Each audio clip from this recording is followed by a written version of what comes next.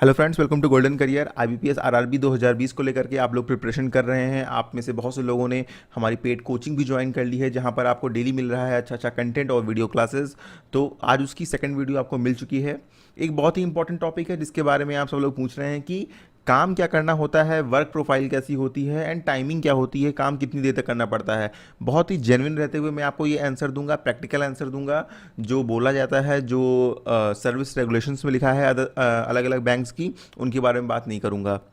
बात करूंगा in reality आपके साथ वहाँ पर क्या होने वाला है। बिल्कुल ही परेशान होने वाली बात नहीं है। दिक्कत और अच्छे प्रोज एंड कॉन्स हर जॉब में होती हैं। आप यहाँ पर कर लेंगे तो अच्छा रहेगा, क्योंकि आपके पास अभी कोई जॉब नहीं है। तो फिलहाल आपके लिए बेटर ऑप्शन यही है कि आप कोई ना कोई जॉब जो है पाएँ। उसके बाद आप नेक्स्ट की तैयारी करें, फिर आप चूज़ कर सकते हैं अच्छे और ख़राब के बीच में।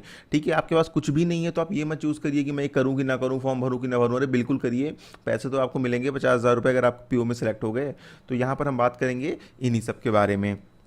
देखिए, तैयारी के लिए हमने कोचिंग स्टार्ट की है और बहुत से 200 से ज़्यादा लोग इसमें रजिस्टर कर चुके हैं। स्टिल रजिस्ट्रेशन ओपन है। अगर आप चाहें तो वीडियो के डिस्क्रिप्शन बॉक्स में लिंक दिया हुआ है। इसका प्राइस सिर्फ 99 रुपीज़ है। ठीक है, तो आप इस कोचिंग में खुद को रजिस्टर कर सकते हैं। चेक करिएगा वीडियो का डिस्क्रिप्शन बॉक्स रजिस्ट्रेशन करने के लिए। चलिए, अब मैं आपको बताता हूँ कि अगर आप ये कोचिंग ज्वाइन करते, चलिए पहले हम बात करते हैं अपने आरआरबी पीओ के बारे में।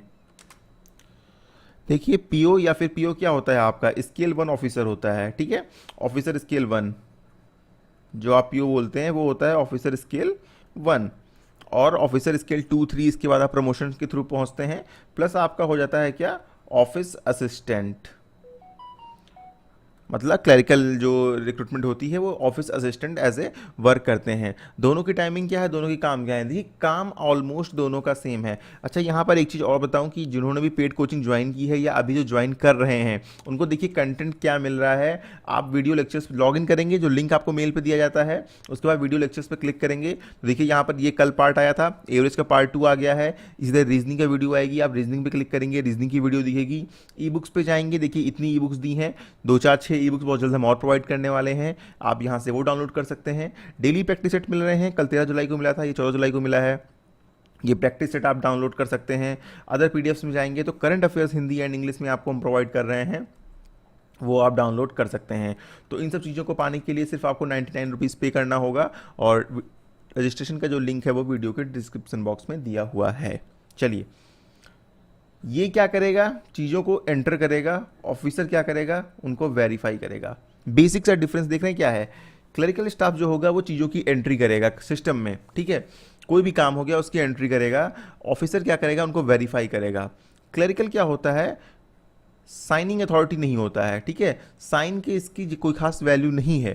ठीक है, ऑफिसर के साइन की वैल्यू है। कुछ भी गलत होता है, सही होता है, you will be the responsible. ठीक है, आप किसी गलत जगह पे साइन कर देते हैं, आप गलत चीज़ पास कर देते हैं, आपके ऊपर एक्शन लिया जाएगा, आपको उसकी भरपाई करनी होगी, आपके खिलाफ डिसिप्लिनरी एक्शन हो सकता है, कुछ भी हो सकता है। अभी आप देखेंगे, काम देखें तो एक बेसिक काम जो आप बैंक जाते हैं कभी आपको दिखता है, क्या होता है? बैंक का एक काउंटर होता है, यहाँ पर 2 4 लोग बैठे होते हैं। एक कैश केबिन होता है जिसके अंदर कैशियर बैठा होता है, एक और केबिन होता है जिसके अंदर मैनेजर बैठा होता है। ठीक है, आपको तो बैंक में क्या काम लगता है? पैसे जमा करते हो, पैसे निकालते हो, लोन ले लेते हो और बाकी चीज़ें कर लेते हो। ठीक है, जो भी बेसिक काम होता है, एटीएम इशू करवा लिया, ये सब चीज़ें हो गई ना। तो उसके लिए आप क्या करते हो, आप काउंटर पर जाते हो, आप उनसे बोलते हो आपको ये काम करना है। सपोज आपको पैसे निकालने हैं, आप विड्रॉल लेकर गए इस आदमी के पास, या यहाँ पे एक मैडम सपोज बैठी हुई है, इनके पास गए, आपने उनको विड्रॉल दिया, तो ये क्या करेंगी, ये कंप्यूटर सिस्टम पे उसकी एंट्री कर देंगी कि भाई ये इनका अकाउंट नंबर है, ये 20,000 रुपये ये निकालना चाहते हैं। उसके बाद ये विड्रॉल क्या करेंगे, नेक्स्ट जो ऑफिसर बैठा होगा, स्केल 1 सपोज आप हैं, आपको ये काम दिया जा रहा है तो आप यहाँ पर बैठे होंगे। ठीक है, अगर आप क्लरिकल हैं तो आप यहाँ पर बैठी होंगी या बैठे होंगे। उसके बाद आप देने के बाद क्या करेंगे, ऑफिसर उसको वेरीफाई करेगा कि हाँ आप जो अकाउंट होल्डर है वो आया है कि नहीं आया है, उसके साइन मैच कर रहे हैं नहीं कर रहे हैं, आदमी जेन्युइन है नहीं है, सब कुछ देख लेगा। वेरीफाई करके अपने साइन करके वो विड्रॉल जो है कैशियर के पास चला जाएगा, यहाँ पर आपको पैसे मिल जाएंगे। ठीक है, तो ये एक बेसिक सा काम होता है। अभी बहुत सी बैंक्स में आरआरबी में क्या है, सिंगल विंडो ऑपरेटर का कॉन्सेप्ट भी चल रहा है। मतलब जो क्लर्क है ना, उसी की रिस्पॉन्सिबिलिटी तय कर दी है कि अप टू 20,000 या 40,000 पेमेंट आप ही करेंगे। तो उस कंडीशन में क्या है, क्लर्क ही उसको वेरीफाई कर लेता है और इसको पी लेवल एंट्री बोलते हैं, पोस्टिंग कर देते हैं उसकी। ठीक है, तो यहाँ पर जो है आप क्लरिकल की रिस्पॉन्सिबिलिटी जो है थोड़ी बढ़ जाती है, और उसके लिए एक्चुअली शायद कॉमर्शियल बैंक्स में कुछ एक्स्ट्रा अलाउंस भी मिलता है। एंड हमारे यहाँ तो इतना कुछ अलाउंस आरआरबीज़ में नहीं है। कुछ आरआरबीज़ में तो हेड कैशियर अलाउंस मिल रहा है, कुछ में तो वो भी नहीं मिल रहा है, वो एक अलग मैटर है, बट काम तो आपको करना ही पड़ेगा। ये हो गया क्लरिकल का काम। ठीक है, बाकी क्लरिकल का काम क्या हो गया? अकाउंट ओपन करना, अकाउंट फॉर्म आए ओपन करना, कोई भी अकाउंट हो, एफडी हो, आरडी हो। ठीक है, एंड जितनी भी डिपॉजिट आती हैं, पेमेंट आते हैं, उन रिसिप्ट्स की सिस्टम में एंट्री करना, ये भी करेंगे। ठीक है, डीडी की एंट्री करना, प्रिंट करना। ठीक है, चेकबुक इशू करना, एटीएम कार्ड इशू करना। ठीक है, ये बेसिक से वर्क है जो क्लरिकल स्टाफ करता है। क्लरिकल स्टाफ के पास ज़्यादा वर्क नहीं होता है, उनकी सैलरी भी हालांकि कम होती है, लेकिन यहाँ पर ये वर्क है। बात करें टाइमिंग की, तो क्लरिकल स्टाफ ऑफिस में रिपोर्ट करेगा 9:45 पे, एंड मैक्स टू मैक्स 5:15, 5:30 वो ऑफिस से निकल जाएगा। कोई रिस्ट्रिक्शन उसके रुकने पर नहीं है कि उसको रुकना ही होगा। ठीक है, तो यहाँ पर ये चीज़ आपको क्लियर हो जाती है। बात करें अगर स्केल 1 हम ऑफिसर की, अब ऑफिसर थोड़ा समझिएगा, ये हुई क्लरिकल की। अब क्या काम करना है बता दिया। ऑफिसर को चीज़ें वेरीफाई तो करनी ही है। ठीक है, अभी सपोज वेरीफाई आपने कर दिया, जो भी क्लर्क एंट्री कर रहा है, अकाउंट ओपन कर रहा है, डीडी बना रहा है, एटीएम इशू कर रहा है, एटीएम को वेरीफाई करेंगे। आपको नेट बैंकिंग का यूज़र नेम पासवर्ड इशू कर रहा है, किट इशू कर रहा है, उस किट को आप वेरीफाई करेंगे। बाकी जितनी भी चीज़ें इशू कर रहा है आप सबको वेरीफाई करते जाएंगे। ठीक है, इसके अलावा आप अगर लोन ऑफिसर हैं, वैसे बहुत से आरआरबीज में कैटेगराइज नहीं किया जाता है, सबको सारे काम करने होते हैं, लेकिन फिर भी अब होने लगा है। ठीक है, अगर आप लोन में देख रहे हैं तो फिर आपको क्या करना है, लोन प्रपोजल आपके पास ही आएंगे। ठीक है, आपको प्री सैंक्शन इंस्पेक्शन भी करना पड़ सकता है। ठीक है, आप इंस्पेक्शन करने जाएंगे, अपनी रिपोर्ट लगाएंगे कि भाई आदमी जेन्युइन है कि नहीं है, बिजनेस के लिए लोन करने आया है, वो करेगा नहीं करेगा, बिजनेस के पास ज़मीन है कि नहीं है, आदमी ठीक है कि नहीं है। आदमी ठीक है नहीं है कैसे पता करेंगे? उसके आसपास के लोगों से पता करेंगे। किसान की खेती के लिए लोन है तो आप उसकी खेती की ज़मीन इंस्पेक्शन करने जाएंगे, भाई ज़मीन एग्जिस्ट करती भी है कि नहीं भी करती है। ऐसा तो नहीं ज़मीन पे कोई विवाद चल रहा है, बैंक का पैसा कल को फंस जाए उसमें, तो फिर कैसे निकलेगा पैसा? ये सब चीज़ें आपको करनी होंगी। ठीक है, लोन प्रपोजल आपको प्रोसेस करना होगा। ठीक है, प्रोसेस करने का मतलब है कितना लोन देना है, उसका डॉक्यूमेंटेशन कराना, उसकी फाइल पूरी जो है वो आपको भरनी होगी। ठीक है, उसके बाद जो है सैंक्शन अथॉरिटी जो होगी वो आपके बैंक जो ब्रांच मैनेजर्स हैं वही होंगे। हमेशा ब्रांच मैनेजर ही सैंक्शनिंग अथॉरिटी आपकी होती है। ठीक है, तो आपने वो सारी चीज़ें प्रोसेस कर ली, उसके बाद ब्रांच मैनेजर आपको पोस्ट डिसबर्समेंट इंस्पेक्शन के लिए भी भेज सकता है। मतलब कोई लोन आपको दे दिया गया, कोई लोन कस्टमर को मिल गया, कस्टमर ने बोला था सर मैं जो है वहाँ पर एक जो है किराना की दुकान खोलूँगा, ग्रोसरी शॉप जिसे बोलते हैं। ठीक है, ग्रोसरी शॉप, मैं GRO लिख दे रहा हूँ, एक दुकान खोलूँगा। ठीक है, उसके लिए उसने 2 लाख रुपए लोन लिए। 2 लाख रुपए लोन ने बोला सर 10,000 रुपये तो हमारा रेंट है, एंड 30,000 रुपये तो सिक्योरिटी जाएगी। ठीक है, और 1.5 लाख का तो है मैं सामान लाऊंगा। ठीक है, 1.5 लाख का सामान लाऊंगा, तो 1,90,000 के 10,000 और छोटी मोटी चीज़ें, थोड़ा बहुत फर्नीचर वर्नीचर इधर उधर करेंगे। तो आपने उसको पैसा तो दे दिया, पैसा देने के बाद आप इंस्पेक्शन करने जाओगे ना कि भाई उसकी दुकान खुली कि नहीं खुली, और क्या करोगे, स्टॉक स्टेटमेंट मैच करोगे। मतलब भाई जितना सामान उसकी दुकान में दिख रहा है वो 1.5 लाख का है भी कि नहीं है। ऐसा तो नहीं है उसने आपको उल्लू बना दिया, 30,000 का सामान लाया, 1.5 लाख रुपए पैसे कहीं और लगा दिए। पैसे कहीं और लगा दिए तो आप कहोगे हमें क्या, क्यों नहीं आपको? अगर उसने बिजनेस में पैसे नहीं लगाए हैं, वो 1.5 लाख रुपए में से 30,000 लगाए हैं, बाकी पैसे वो किसी और चीज़ में इन्वेस्ट कर दिया, सपोज उसने एक बाइक खरीद ली अपने लिए, तो भाई साहब बाइक पैसे तो देगी नहीं। अब लोन की ईएमआई वो कहाँ से चुकाएगा? पैसा तो अल्टीमेटली बैंक का फंस रहा है ना, कस्टमर का कुछ जाता नहीं, आपका कुछ जाता नहीं, आपको सैलरी मिलेगी ही। ठीक है, लेकिन बैंक का पैसा फंस रहा है।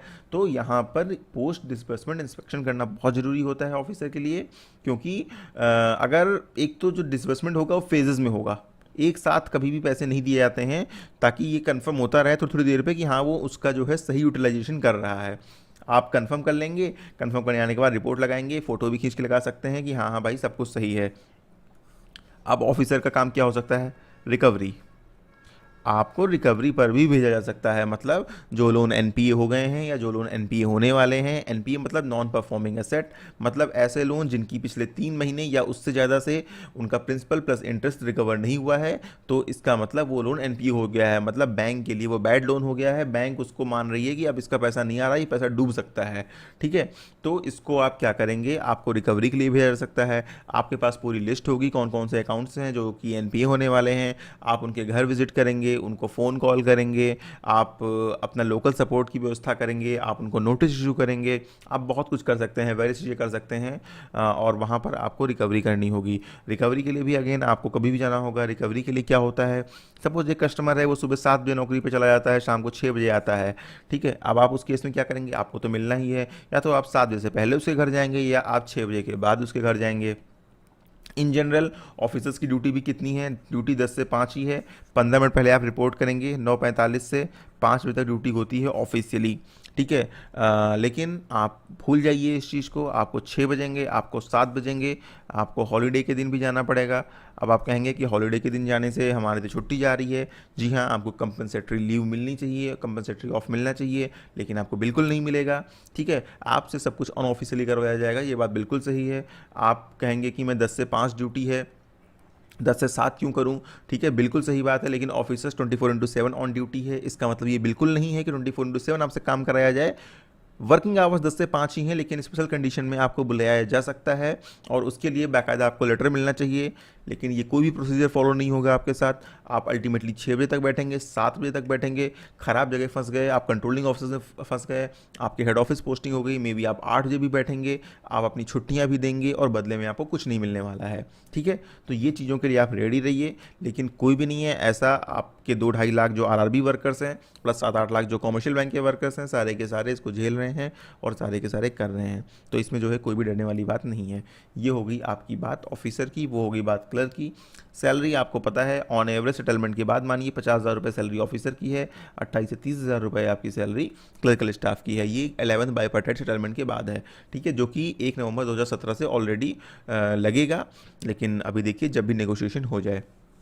तो उम्मीद करता हूँ वीडियो आपको अच्छी लगी होगी, लगी है तो प्लीज़ शेयर करिएगा, सब्सक्राइब करिए चैनल को, एंड हमारी कोचिंग पेड ज्वाइन करने के लिए डिस्क्रिप्शन बॉक्स चेक करिए, वहाँ पर रजिस्ट्रेशन का लिंक दिया हुआ है। Thank you, all the very best for your future.